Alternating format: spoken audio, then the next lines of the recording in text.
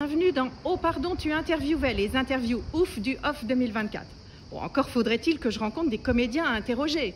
Allez, je me promène, j'ai confiance dans les synchronicités. Je ne vais tout de même pas prendre rendez-vous comme à la banque ou chez le dentiste. Allez, je vais trouver. Oh, en voilà une. Oh, je l'aurai celle-là. C'est Kat, la chroniqueuse indomptable d'Avignon, ça. Oh, salut Kat, ça va? C'est merveilleux, le Laïla Amara. Acceptes-tu d'être ma toute première victime? Ah, avec plaisir. Par contre, tu portes pas plainte après, hein? Non, t'inquiète. Attention, on va pas se faire écraser pendant l'interview. Doublement victime, sinon. Ce seul en scène, alors, que tu joues chaque jour à 14h30 au Théâtre des Vents, pourquoi tu l'as appelé Indomptable? Alors, Indomptable avec un S, parce que c'est 3 générations de femmes sur scène qui ont dû batailler pour gagner leur liberté au quotidien. Voilà. Et tu incarnes donc plusieurs personnages. Est-ce que tu dirais que cette indomptabilité est un trait génétique de ta famille? Ah ouais, bah écoute, moi je me dis qu'avec tous les personnages que j'incarne, je suis devenue pratiquement schizophrène. À chaque fois que je dois monter sur scène, je me mets à compter mes personnages, voir s'il n'y en a pas un qui s'est fait la malle. Et s'il y en a un qui est absent, bah on ne peut pas commencer le spectacle. Voilà. Et puis la domptabilité, moi je crois qu'elle est spécifique à tous les êtres humains, à partir du moment où tu n'as pas forcément envie de jouer le petit bouton de panurge et que tu as envie de t'affirmer, bah tu as raison. Voilà, on te catalogue d'indomptable.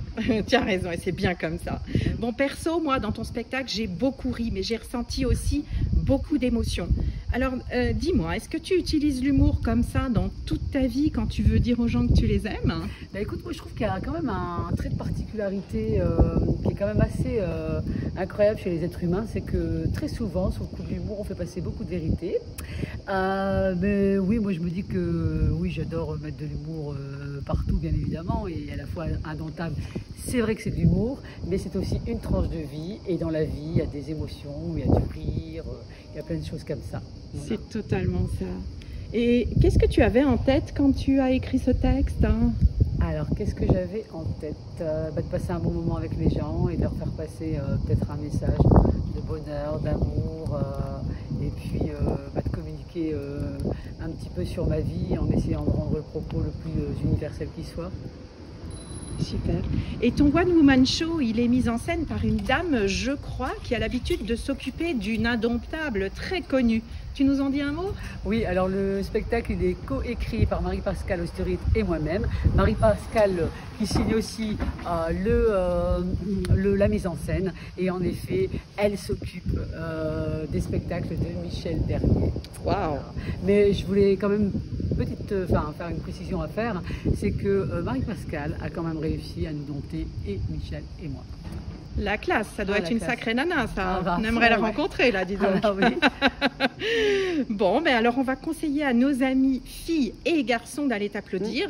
C'est où et à quelle heure, tu nous répètes? Alors, c'est tous les jours, sauf le lundi, parce que c'est relâche, jusqu'au 21 juillet à 14h30 au Théâtre des Vents, rue Guillaume Puy. Alors, je vous dis à très bientôt.